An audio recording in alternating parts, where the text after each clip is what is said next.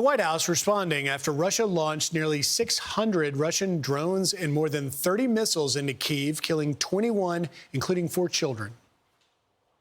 He was not happy about this news, but he was also not surprised. Perhaps both sides of this war are not ready to end it themselves. The president wants it to end, but the leaders of these two countries need it to end and want it to end, must want it to end as well.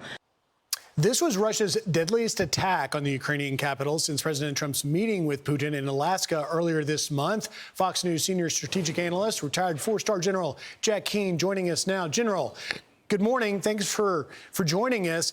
This is your reaction to this attack. This was a horrific attack, and it certainly suggests that Putin has other intentions, than ending this war. Yeah, well, you're absolutely right, Griff. I mean, the pattern is pretty clear. It's been going on for 6 months in terms of the negotiations between the president and Putin, and also the teams below them in negotiations with each other. I mean, what came out of the Alaska summit certainly was encouraging. And the fact is that the Russians seem to be saying that we're willing to meet with Zelensky, which was a major step forward, something they've been opposed to. Zelensky's been for it. The president's been for it. And then the second major issue was, it's reasonable that Ukraine has to have some kind of security guarantees, unspecified, of course. That resulted, those two concessions or discussion points resulted in Zelensky and all the Europeans coming to the White House, which we all witnessed last week. And it was a remarkable session. And that session produced unity, commitment, and resolve, to get on with the peace process and also to put together some security guarantees for Ukraine. All of that has been going on for a week or so. Meanwhile, what Putin has done, and it seemed like he's talking peace, but he continues to make war, not only on the front lines and losing 30,000 plus soldiers a month. A few months ago, he was losing over 40,000 a month.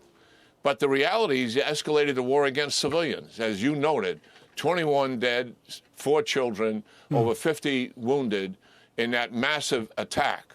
Talking peace, but escalating the war against the civilians to put more pressure on Zelensky.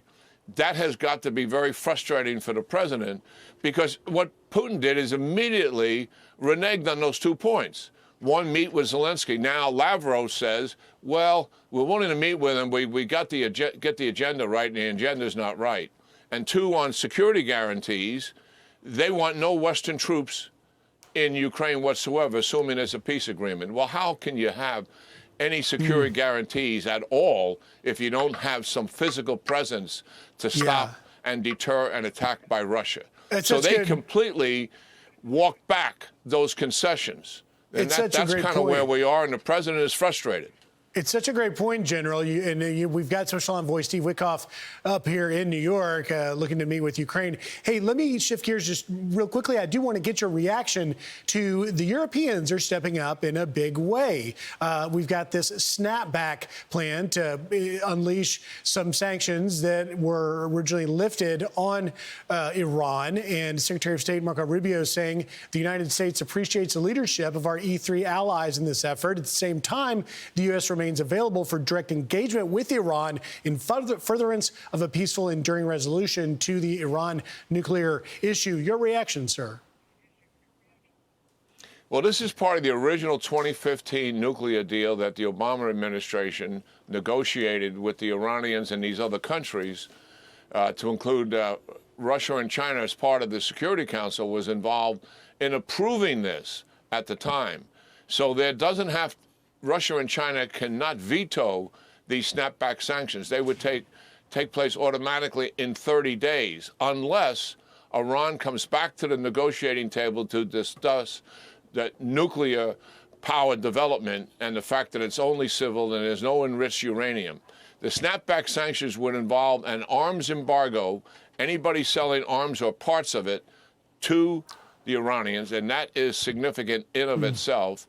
Zero enriched uranium, and also an embargo on ballistic missiles and their parts, which is the Iranians' major weapon system we saw in the Israeli 12-day war. So this is a significant step forward. Certainly, the administration is supporting this as well.